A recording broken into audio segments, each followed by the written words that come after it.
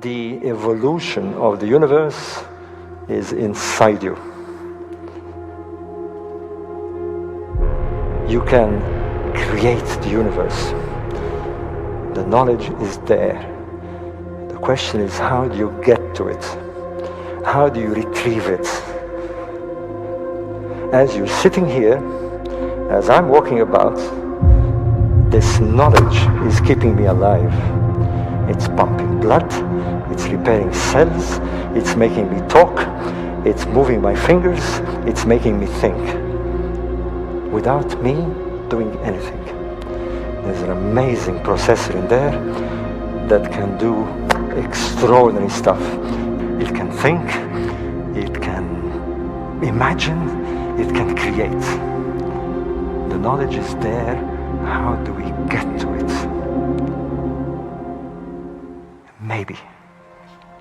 Maybe the ancient Egyptians did get to it. And maybe it's because they didn't have what we have. They didn't have the cell phone and the computers. They didn't look outside. They looked inside.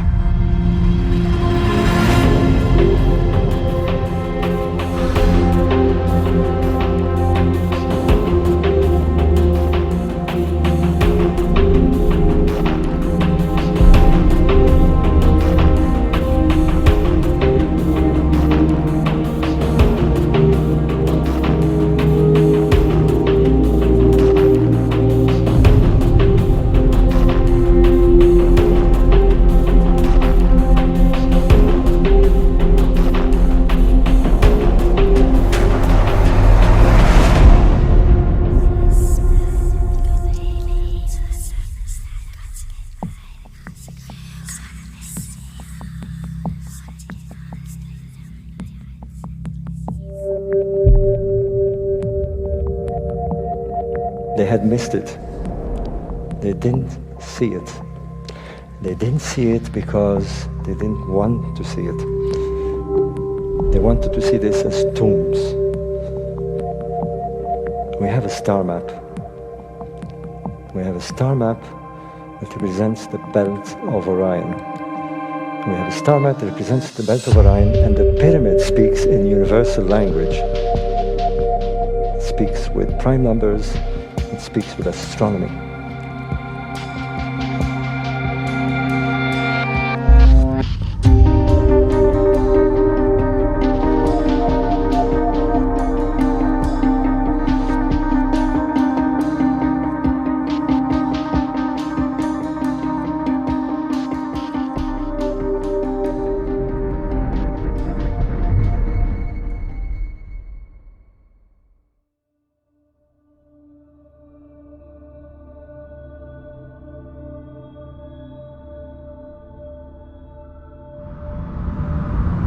UFOs, extraterrestrials, aliens, Atlantis. These are all decoys employed by both skeptics and pop culture. These words have no place in the study of Egyptian high civilization and should be discarded accordingly. We are dealing with something much more profound. The earliest Egyptian creation myth informs us that the earth was a direct mirror of the celestial bodies above. The myth speaks of Ra-Atum, the god of creation and the sun, giving birth to Shu and Tefnet, the air god and moisture goddess. From this pair came Geb, the earth god, and the sky goddess Nut. Shu, the air god, tore apart and separated Geb and Nut during procreation, causing the earth and the sky to become two distinct entities and thus two different planes of existence. From this creation myth came the Hermetic phrase, as above, so below. The notion that the earth mirrors the heavens would extend far beyond mythology. South in Saqqara is the step pyramid of Djoser, constructed in the 3rd dynasty, preceding the pyramids of Giza.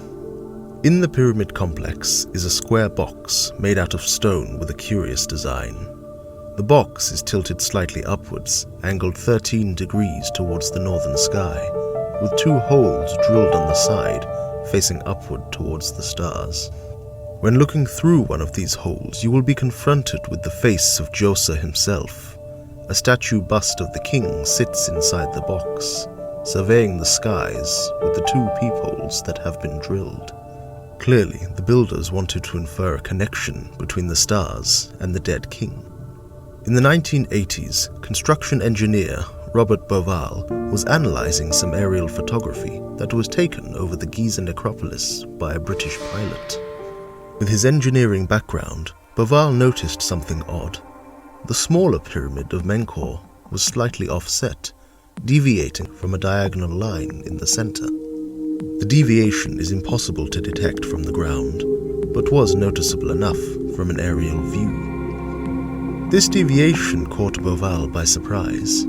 Seeking a second opinion, he showed the images to his engineering colleagues, who were well versed in measurement and structural design. They all had the same reaction. Why is the third pyramid so much smaller than the other two, and why is it offset? From an engineering standpoint, it looked rather odd. While Menkaure is an impressive 65 meters high, it is dwarfed by the pyramids of Khufu and Khafra, measuring 146 and 136 meters tall, respectively. Egyptologists have never provided a reason for the offset, but have only offered an explanation for the difference in size. Menkaure was less significant of a ruler in the eyes of the Egyptians, and therefore a smaller structure was built in his honor. But is this truly the case? Bauval, in contrast, believes that the entire complex was built under a unified plan, not to exalt one specific king, but rather to establish a form of symbolic connection between heaven and earth, as clearly stated in the pyramid texts. The Giza necropolis pyramids were constructed during the 4th dynasty.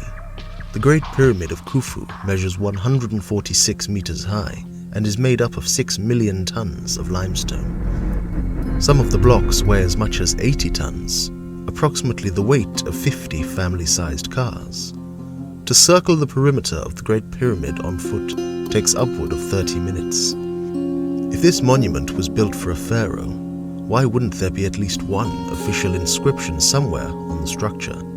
A project of this magnitude would merit at least one nameplate, insignia, or hieroglyph identifying its rightful owner. In 2002, a robotics team identified some small, barely visible red graffiti in the king's burial chamber, left behind by the workmen, calling themselves the Friends of Khufu. But where is the king's insignia? You would think that royalty would deserve more than simple graffiti. To this day, there have been no remains of any physical body, corpse, or cadaver in the pyramids. There are no mortal remains of the kings to be found anywhere. There are no official inscriptions detailing the reasoning behind its construction, its purpose, or its significance. An odd creative decision for such a massive undertaking, and even stranger for a culture known for its record-keeping. Inscriptions can be found virtually everywhere in Egypt, except on the most iconic monolithic structures of Egyptian civilization. How strange. The 5th and 6th dynasty pyramids of Saqqara, however, are full of texts and inscriptions. First discovered in 1882 and comprised of 6 structures in total, the inscriptions on these monuments amass a body of work that spans over 2,000 readings. These are known as the pyramid texts, the oldest religious texts in the world, predating the Bible by over 1,000 years.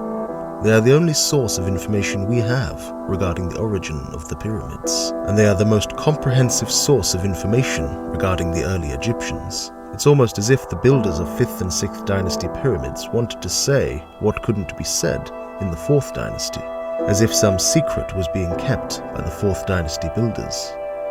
The ceilings of these pyramids are marked with stars, and the inscriptions on the walls speak volumes about the rebirth of a king. This is undisputed fact among Egyptologists and historians. The most comprehensive record belongs to the Pyramid of Unas in Saqqara. The hieroglyphics recognize the pyramid as a place of rebirth and places great importance on the soul of the king and the stars above. A passage in the 3rd dynasty step pyramid of Djoser explicitly states that the pyramids are earthly representations of the stars above. Anyone who shall lay a finger on this pyramid and this temple which belong to me and my car will have laid his finger on the mansion of Horus in the sky.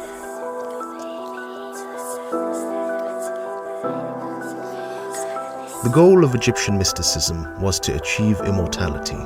A scripture known as the Book of What is in the Duat refers to a piece of the sky known as the hidden circle of the Duat. The pyramid texts undoubtedly place an importance on the heavens and infer a connection between the earthly world and the celestial realm. The king is said to experience a kind of special process where upon death he undergoes a metamorphosis and is transported to the Duat in the eastern domain of the stars. The bases of each side of the pyramid face precise cardinal directions, complicated astronomical alignments with extreme precision. There is an error of only 5% of a single degree, exceptionally accurate measurements for its builders in 2500 BC, especially without the use of advanced measuring tools. For a structure as massive as the Great Pyramid, there is certainly a lot of unused space. The volume of the Great Pyramid is 8.5 million cubic feet, large enough to comfortably house over 3,700 chambers, and yet there are only two, coupled with a series of odd shafts. The shafts were not created through drilling, but rather in a step-by-step manner as blocks were pre-cut with precision and set into place. Choosing to build the pyramids in alignment with cardinal directions in mind means one thing. The Egyptians had a thorough knowledge of astronomy and placed a great deal of importance on it, almost as if they were worshipping the stars themselves. The shafts of the Great Pyramid seem to be pointing to something in the sky, something of major importance to its designers. In 1964, Virginia Trimble, a professor of astronomy at Maryland University, discovered that the southern shaft protruding from the king's chamber aligned precisely with the stars of Orion's belt. A coincidence? When the shafts in the queen's chamber were discovered, Robert Bauval calculated that the trajectory of the southern shaft lined up precisely with the star Sirius.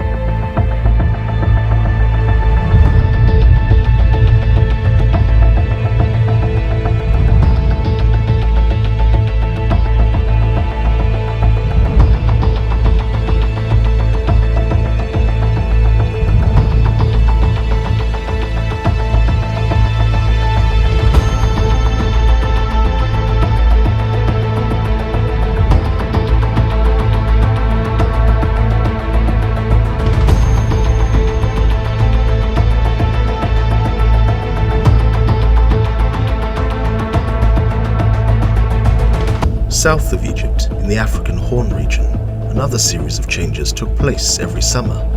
With the increased heat brought upon by the summer solstice, the Ethiopian highlands would commence its annual monsoon season, bringing in a period of 90 days of rain that would last from June until mid-September. The intense heat of the sun would also melt massive amounts of snow in the mountainous regions, sending torrents of water into the Nile River each year. It was the sun that was directly responsible for this phenomenon, but in the eyes of the pyramid builders, who had only the night sky to guide them, it was the work of Isis herself. For this reason, Sirius and the three stars of Orion's belt were of foremost importance to the designers of the pyramids.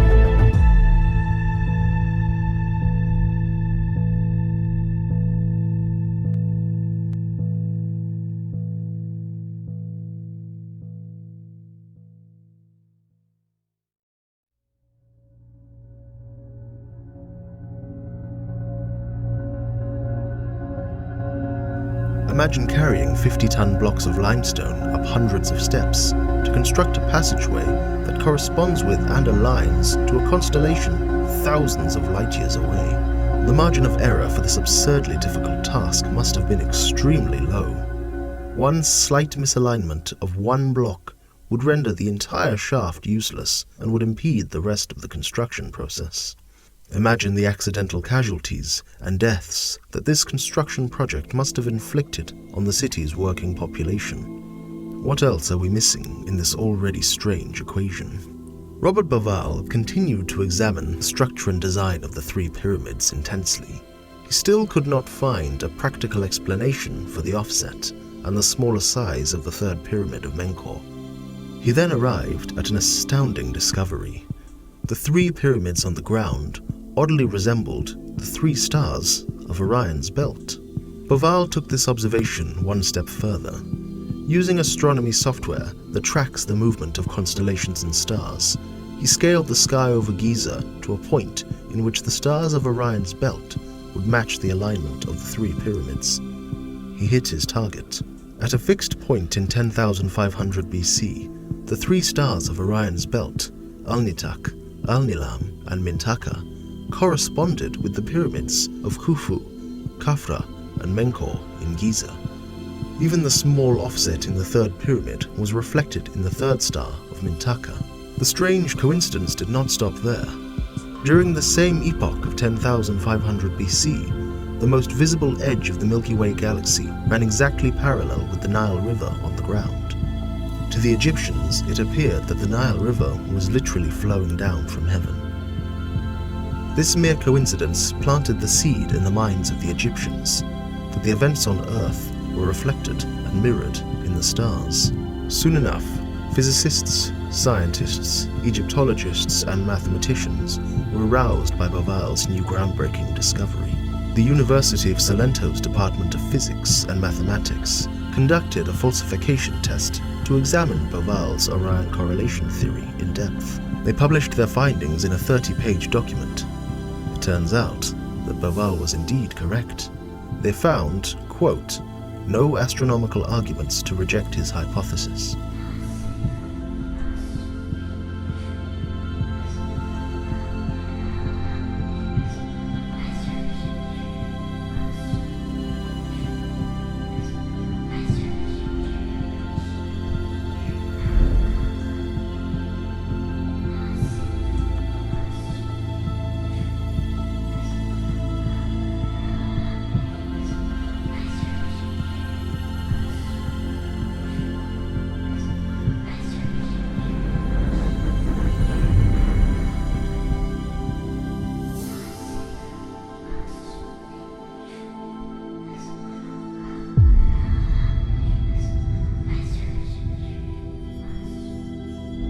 Egyptologists have stated that the pyramids are aligned, but not in the fashion that Bauval proposes.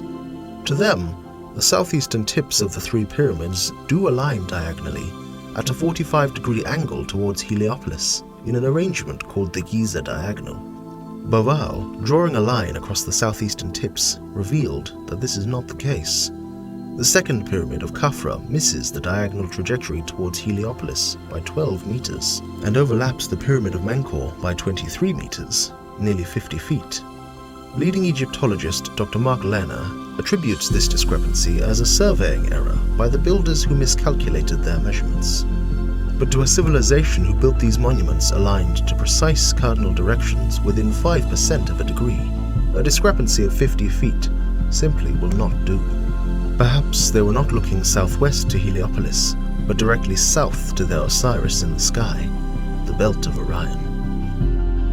Skeptics have dismissed this Orion correlation finding as pareidolia, or the recognition of vague patterns across random stimuli.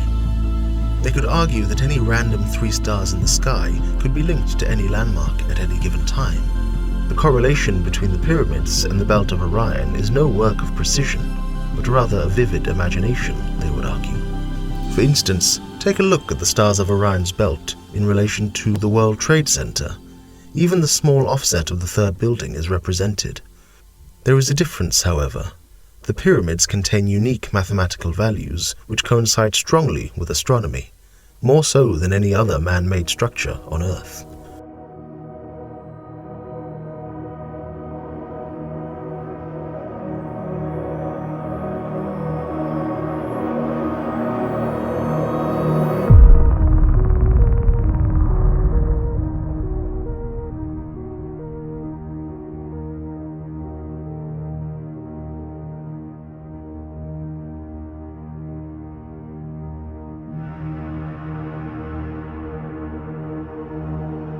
If we go back 12,500 years, is there any evidence that anybody with scientific knowledge was present at Giza? And I would say yes, there is. First of all, the location of Giza, on latitude 30 degrees north. That's 1/3 of the way between the equator and the North Pole. That is not a random latitude. That is a deliberately chosen latitude. Secondly, the Great Pyramid is aligned with stunning precision to true north. just 3/60ths of a single degree off true north. It is locking itself in to the key dimensions of the planet. It's astonishingly precise work, and they are going to great lengths to lock this monument in to our planet. And then there's something else. If you take the height of the Great Pyramid and multiply it by 43,200, you get the polar radius of the Earth. And if you measure the base perimeter of the Great Pyramid and multiply it by 43,200, you get the equatorial circumference of the Earth. Actually, Egyptologists know this, but they say it's a coincidence. What's the significance of the number 43,200, they say? Well, 43,200 is one of those numbers, based on the number 72, generated by precession. In other words, in all those ages when we didn't even know we lived on a planet, let alone its dimensions, the Great Pyramid was always encoding the dimensions of our planet, and it did so on a scale defined by a key motion of the planet itself.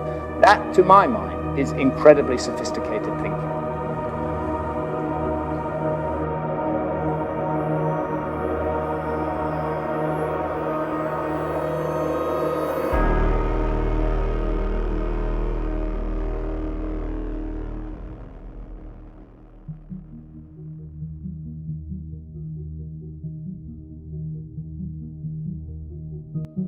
Above the King's Chamber in the Great Pyramid are 5 further chambers, and these chambers are roofed and floored with granite beams that weigh about 70 tons each, and there are hundreds of them.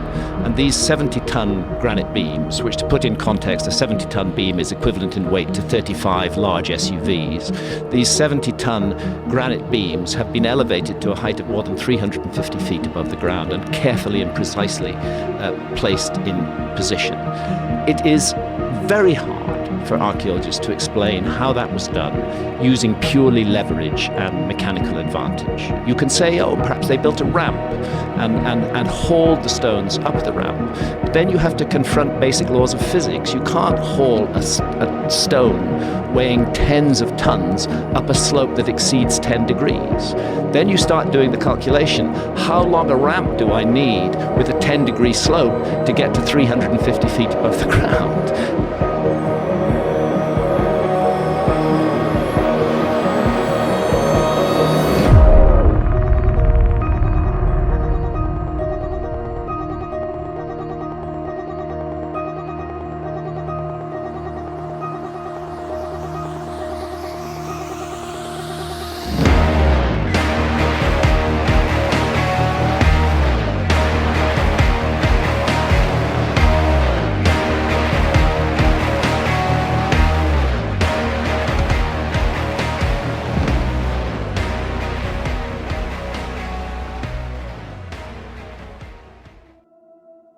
During his encounter with the pyramids, Isaac Newton commented that there was some mathematical significance in its construction. It has been discovered that the Great Pyramid nearly contains the universal mathematic constant of pi encoded within its design. The Egyptian version of pi is calculated to roughly 3.16. It was not until 2,000 years later, when in 287 BC, Archimedes refined this number to the 3.14 constant that we know today. Newton also believed that the pyramid designers had some understanding of the Earth's circumference. They were aware of the meter unit, which would mean that they must have measured the planet. But this monument is supposed to be a tomb. What is the purpose of all these mathematical formulae? Why would the corpse of a dead king be concerned with precise coordinates, cardinal directions, and astronomical alignments? Egyptologists believe that special ramps were used in addition to the unlimited manpower of the pharaohs. Engineers have estimated that if a ramp were used, it would need to be a 10-to-1 ratio in order to correctly distribute the weight of a 70-ton limestone block. The top of the Great Pyramid reaches 481 feet in height, meaning a ramp of 4,800 feet would be required to reach the top. Imagine the material the ramp must have been constructed out of to support the weight of 70 tons. One must wonder why there are no traces of a ramp left over, since it would be larger than the Great Pyramid of Giza itself. Dr. Joseph Jockman proposed that wooden rollers would be needed to elevate the 20,000-pound blocks up the ramp at a 10-degree angle. He calculated that on average, 10 rollers would be destroyed or splintered during each elevation process, meaning that a total of 23 million rollers would be needed. He argues that the amount of trees needed for this construction would exceed the total number of trees in the entire Levant region. French master engineer Jean Carrousel calculated that in order to move the 70-ton granite beams, teams of 600 men were utilized. Each worker would require 3 feet of space between them to generate enough leverage to pull the massive block. They would need to move at 0.3 meters per second and generate 13 kilometers of traction. Following this example, this means that it took 300 to move a 35-ton block. It has been argued that these 5 chambers were built to distribute the weight of the heavy blocks above. But why aren't there relief chambers in the Queen's Chamber as well? From an engineering standpoint, they are nonsensical. It is more likely that they had some kind of cultural or spiritual significance. The true purpose of these chambers remains a mystery to this day. In 2013, German scientists were able to take a sampling of the massive granite beams in the King's Chamber. When they took it back to their lab in Dresden, they found that it contained traces of iron. Iron was not in production in Egypt until around 1200 BC, 1,000 years after the pyramids were built. It is speculated that the Egyptians harvested meteoric iron. What else could they have known? But there is another question.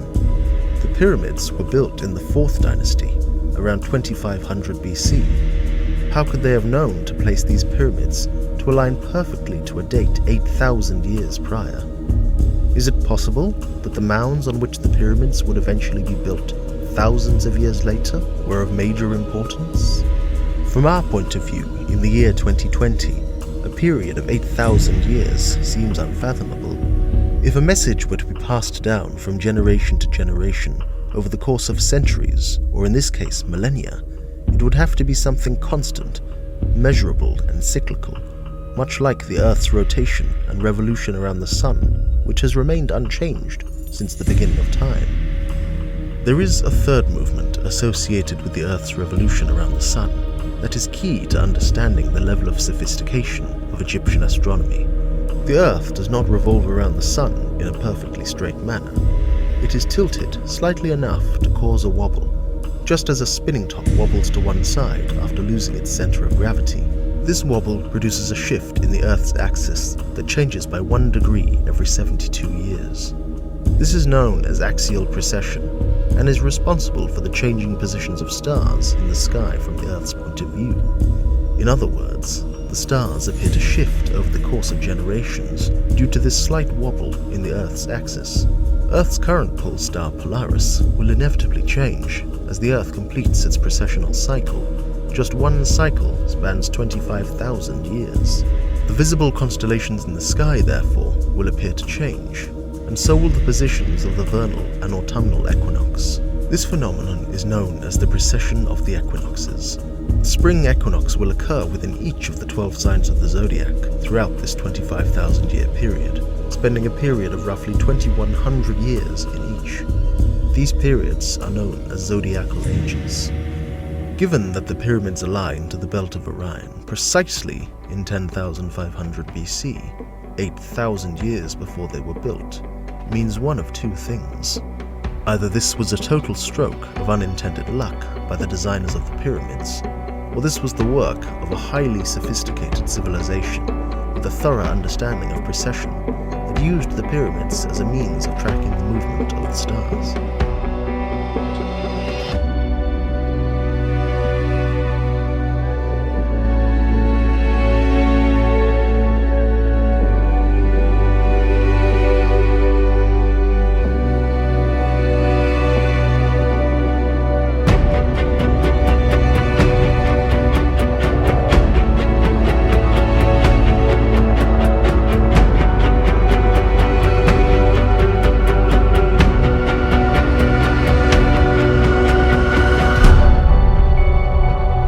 If we accept the writings of ancient Egypt word for word, the Gizan Acropolis appears to be a stellar complex meant to establish a bond between the Earth and in the sky. For now, keep this date of 10,500 BC in mind.